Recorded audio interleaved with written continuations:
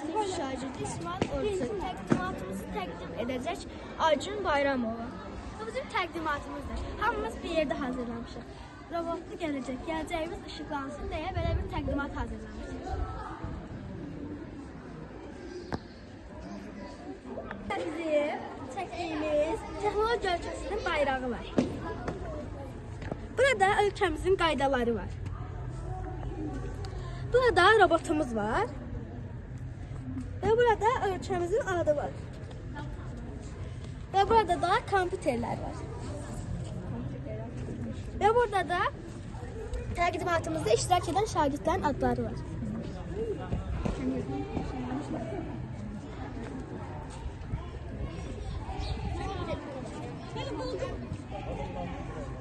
Salam.